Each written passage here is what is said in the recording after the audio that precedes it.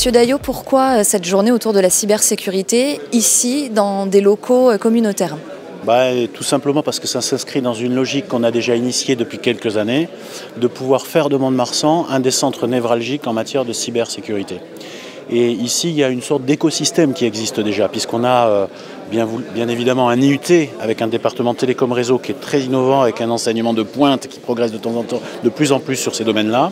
Et puis on a de l'autre côté de la barrière notre base aérienne 118 où il y a 3500 militaires, mais il y a surtout peut-être le centre névralgique, le cerveau de cyberdéfense de l'armée aérienne qui est juste à nos portes.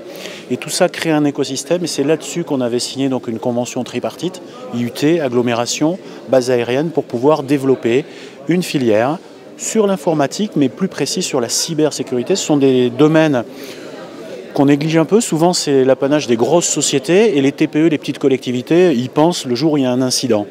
Et en fait, il y a un vrai marché potentiel, on y croit. La région est à côté de nous et à nos côtés pour pouvoir nous aider, nous pousser dans cette démarche-là.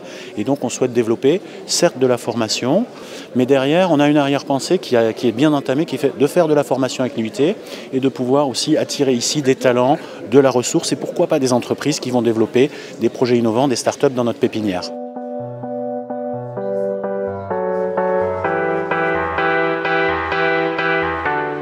Mon unité est spécialisée notamment dans le domaine de la cyberdéfense.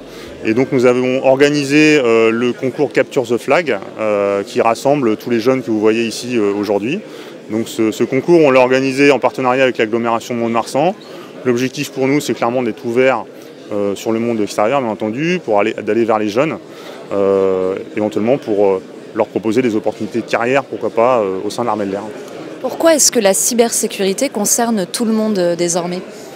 Aujourd'hui, on est tous exposés parce qu'on a tous un smartphone dans la poche, on a tous un ordinateur à la maison. Nos entreprises, bien entendu, fonctionnent parce qu'elles ont un système d'information performant. Et donc, elles sont vulnérables parce qu'aujourd'hui, comme vous le savez, il y a beaucoup de cybercriminalité sur Internet. Internet est un espace vulnérable où donc, des pirates peuvent s'attaquer à des systèmes avec différents objectifs. Nous, les armées, ce qu'on craint, bien entendu, c'est d'être attaqué par une puissance étatique demain et qu'on mette à mal nos systèmes d'information critiques, voire nos systèmes d'armes.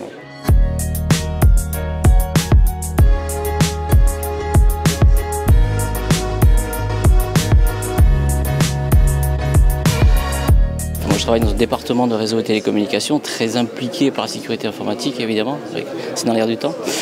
Et c'est une initiative extrêmement intéressante, je pense, pour impliquer nos étudiants, pour les faire participer à l'organisation, au jeu lui-même. Beaucoup d'avantages.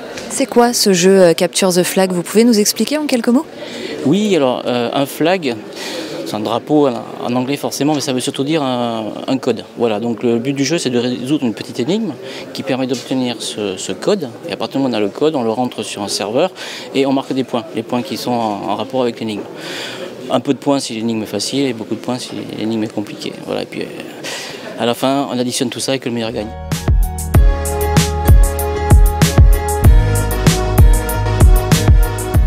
Je suis bluffé parce que le parking est plein, sur un sujet un peu geek quand même, voilà, faut un peu connaître, moi je suis pas suffisamment connaisseur pour vous parler de tout ça, mais en fait on voit qu'il y a vraiment de la matière grise, il y a des gens de Supélec, de Bordeaux, de grandes écoles, c'est des hackers mais des gentils hackers.